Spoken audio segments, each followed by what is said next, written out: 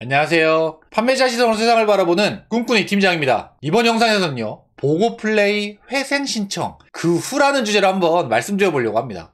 여러분들 보고플레이에 대해서 알고 계신가요? 올 초에 이 보고플레이 사태가 정말 크게 터졌었죠. 이 보고플레이는 라이브 커머스를 전문으로 하는 쇼핑 플랫폼입니다. 그런데 이 회사가 고공성장을 하다가 올 초에 우리 이제 판매자한테 정상금 300억 넘는 거 못 줍니다 라고 이렇게 발표를 합니다. 그러면서 판매자들에게 도와달라고 요청하죠. 우리 회생 신청할 수 있게 해달라고. 그래서 결국 보고플레이는요, 회생 신청을 했습니다. 근데 대부분 모든 사람들이 그렇지만 이런 사태가 벌어지고 나면 와 저거 어떡하지? 그때만 딱 그 사건만 보고 그 뒤는 보지 않아요. 그러니까 저는 이 보고플레이 그 뒤 저도 마찬가지로 크게 관심은 없었습니다. 정말 가끔씩 보고 어플 들어가서 아직까지 운영되고 있네? 요 정도만 봤을 뿐 뭐 크게 관심은 없었습니다. 그런데 제가 이 보고플레이 사태가 한창이던 올 초에 한 3개 정도 보고플레이 관련된 영상을 만든 적이 있어요. 근데 그 영상들마다 이 똑같은 분이 이런 댓글을 답니다. 2023년 12월 1일자 보고플레이 회생 결정 완료. 이거를 한 영상에만 단 게 아니고요. 제가 보고플레이 다뤘던 그 영상들마다 이걸 다 다신 거예요. 아마 보고플레이 관계자분일 가능성이 큰데 뭐 확실하진 않지만요. 이 보고플레이 아직 운영 중입니다. 보고플레이 사기꾼 아닙니다. 뭐 이런 거를 말씀해 주시려고 했던 것 같아요. 충분히 이해가 갑니다. 그래서 이 댓글들을 보고 지금 보고플레이가 어떻게 되고 있지? 그래서 한번 좀 찾아봤습니다. 저도 궁금하니까요. 이 보고플레이가 보니까 법정관리 인가를 받았습니다. 이 법정관리 인가를 받았다는 건 회생 신청을 했는데 이 회생 신청이 받아들여진 거예요. 청산하는 것보다 계속 기업을 운영하는 게 훨씬 가치가 높다. 그래서 돈을 갚는 게 낫겠다라고 법원에서 인가를 하고 법정관리에 이제 들어가는 거죠. 법원은요, 보고플레이 부채 538억 원 중에 151억 원 요거를 10년에 걸쳐서 분할 변제해라 요렇게 판결을 했습니다. 이 말인즉슨 부채 538억 원 중 151억 원은 이제 변제를 하고요. 나머지 금액은 출자 전환을 한다고 하는데 이 출자 전환이라는 건 사실 지금 보고플레이 상황에서는 의미가 거의 없고 이 151억 원이 중요한데 자, 151억 원을 10년 분할 변제면 1년에 15억 원이겠네요. 500억 원이 넘는 돈 중에 1년에 15억 원씩 주는데 15억씩 제대로 갚을 수 있을까요? 사실 그것도 좀 의문이긴 합니다. 이 15억이란 돈이 작은 돈이 아니에요. 지금 경기 불황인데 1년에 내가 15억 정도 이상 돈을 벌어야 되는데 한창 예전엔 잘 나갔었지만 한번 소비자들, 판매자들한테 제2의 머지 사태 아니야? 이러면서 신뢰를 잃었던 보고플레이가 1년에 15억을 벌 수 있다? 쉽지 않죠. 그리고 보고플레이는 여러분들 여느 스타트업 쇼핑 플랫폼처럼 10원 한 장 벌어본 적이 없는 회사예요. 실제 보통의 대부분의 스타트업들이 처음 시작할 때 돈을 쓰면서 시작하잖아요. 돈을 벌지 않고. 그래서 우리는 사람들을 많이 모은 다음에 그 다음에 비즈니스 모델들을 더 입혀서 돈을 벌 거야, 이런 것들로 투자를 받는단 말이죠. 보고플레이도 그 중에 하나였습니다. 그렇기 때문에 돈을 한 번도 벌어본 적이 없는 회사가 1년에 15억이나 되는 돈을 갚을 수가 있을까? 의문이긴 합니다. 이 보고플레이가 보시면 매출액이요, 2019년도에는 1,800만 원밖에 되지 않았는데 2021년도에는 1,000억 원이 매출이 넘습니다. 2022년도도 1,000억 원이 넘었고요. 근데 문제는 보세요 여러분들, 2021년도에 1,000억 원이 넘는 매출이었는데 이 영업 적자가 246억 원이 나세요. 작년엔 더 심했습니다. 2022년도에는 1,000억이 넘는 매출을 기록했지만 적자가 100억이나 더 커져서 349억이 적자였습니다. 이러니까 회사가 망했죠. 그런데 문제는 뭐냐면 사실은 이게 판매자들의 피해가 있다라는 거, 그리고 소비자들의 피해가 있었다라는 게 문제인데요. 이게 올해 1월 달에 터진 문제입니다. 그런데 경영진들은 분명히 그 전에 알고 있었을 겁니다. 2022년 7월 8월 이렇게 하반기 되면서 이 상황을 알고 있었겠죠. 우리가 더 이상 투자를 받지 못하면 이거 망하겠는데? 그런데 작년 2022년 하반기에 투자 시장이 완전히 급격히 위축이 됐죠. 금리가 급격히 올라가면서. 그러면서 투자를 받지 못하니까 여기서 멈췄어야 돼요. 여기서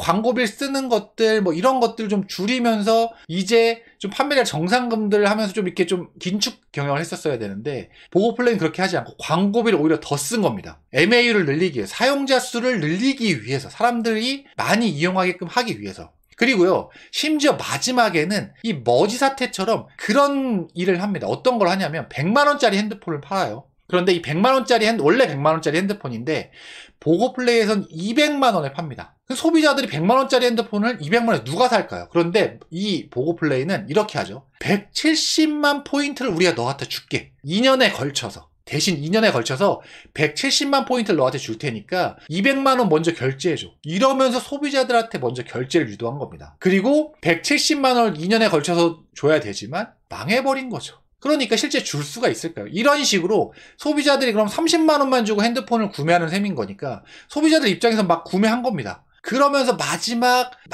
그걸 쥐어 짜낸 거예요. 어떻게든 살아보려고, 어떻게든 마지막에 투자를 받아보려고. 그런데 그게 실패로 돌아가면서 결국 그 피해는 고스란히 판매자들과 소비자들한테 돌아갔습니다. 이 판매자들은요, 10억 이상을 못 받은 업체가 3군데, 1억 이상을 못 받은 업체가 77군데, 막 엄청나게 많이 못 받았어요. 총 금액으로 따지면 300억 원이 넘는 돈을 못 받았습니다. 판매자들은요.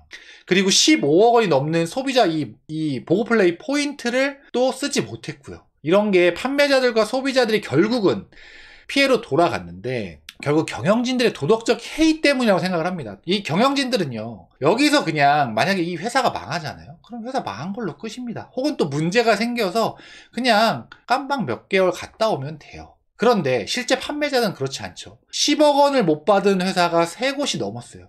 근데 이런 회사들이 이것 때문에 부도가 날 수도 있단 말이죠. 부도가 나면 사실 돈도 받을 길이 없어요. 그 법인이 사라지는 거니까. 아마 이 보고플레이 때문에 꽤 많은 회사들이 안 좋아지거나 망한 회사들도 있을 겁니다. 이 경기 자체가 안 좋아진 것도 있기 때문에. 이 보고플레이에 어떤 제가 직원 숫자, 그러니까 직원의 변화 정도를 갖고 왔는데요. 이 한창 잘 나갈 때 2022년도에는 직원 수가 100명이 넘었었어요. 100명이 넘는 직원 수를 유지하다가 2022년 말 그리고 2023년 초에 이제 권고사직을 하면서 쭉쭉 줄어들죠. 그러면서 만약에 요 30명대 요 수준의 어떤 직원 수를 유지했다면 좀 회생 가능성이 있을 수도 있겠네 라고 저는 생각할 수 있었을 것 같아요. 그런데 한번 2023년 7월달에 다시 한번 직원 수가 30명대에서 또 줄어들게 됩니다. 그리고 지금은 결국 직원 수가 11명밖에 안 돼. 11명밖에.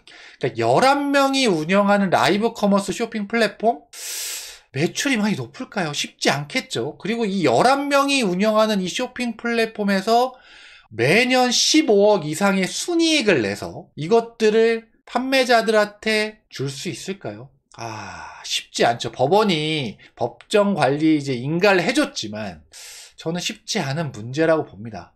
보고플레이를 좀 두둔하시는 분들이 있을 수도 있을 것 같아요. 보고플레이 판매자가 아니시라면. 근데 보고플레이 판매자분들은 정말 피눈물이 흘립니다. 왜냐하면 이 보고플레이가 이 판매자 돈으로 어떤 식으로 광고를 했냐면 뉴욕 타임스퀘어 이 메인 전광판에 막 광고를 한 해 만에 진출했다, 이런 것들을 광고를 했어요. 그러니까 결국은 판매자 정상금으로, 판매자한테 돌려줘야 될 정상금으로 이 정상기일이 있기 때문에 그 돈을 본인들이 갖고 있다가 이런 광고로 써버린 겁니다. 이거 판매자 돈으로 한 거거든요. 근데 뭐 이렇게 또 대변할 수도 있겠죠. 결국 일반 사기꾼들하고는 다르다. 보고플레이는 그래도 어쨌든 회생 절차 신청하고, 그리고 우리는 회생하려고 좀 노력하고 있고 돈을 갚으려고 노력을 하고 있어, 요렇게 얘기할 수 있겠죠. 이 보고플레이는 결국 그래 사기꾼은 아닙니다. 그렇게 얘기할 수 있어요. 그러나 보고플레이는 사기꾼은 아니었으나 판매자들은 결국 돈을 받지 못한 건 사실입니다. 보고플레이가 사기꾼은 아니었습니다. 근데 사기꾼한테 우리가 당해도 돈을 못 받고요. 이 보고플레이 같이 사기꾼이라고 아니라고 본인들 우기는 회사한테 당해도 결국은 돈을 받지 못한 겁니다. 경영진들의 도덕적 해이 때문에 판매자들은 손해를 고스란히 봤죠.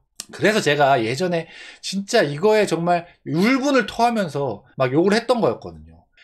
도덕적 해이 때문에 결국 경영진들이 그냥 본인들이 살아보려고, 본인 회사를 더 어떻게 크게 해보려고 하다가 결국은 판매자들 돈을 못 줘버린 상황이 돼버렸으니까요. 물론 조금 더 생각하면 그냥 완전 사기꾼, 돈 떼어먹고 그냥 도망치는 놈들보단 납니다만, 제 생각은 50보 100보 아닌가라는 생각을 합니다. 지금 보고플레이 정상적으로 운영되고 있고요. 그리고 회생 이 신청이 받아들여져서 법정 관리에 이제 들어간 상태입니다. 그래서 이제 매년 15억씩 갚아야 되는데 그 갚아야 되는 거 실제 좀 매우 힘들어 보이지 않나라는 개인적인 생각을 합니다. 제가 오늘은요, 이 보고플레이 회생 신청 그 후라는 주제로 한번 말씀드려 봤고요. 오늘 제 영상이 여러분들한테 도움이 되셨다면 좋아요, 구독 눌러주시면 제가 이 채널 유지하는 데 정말 큰 도움이 됩니다. 다음번에는 더 좋은 영상을 찾아뵐 수 있도록 하겠습니다. 이상 꿈꾸는 이팀장이었습니다. 감사합니다.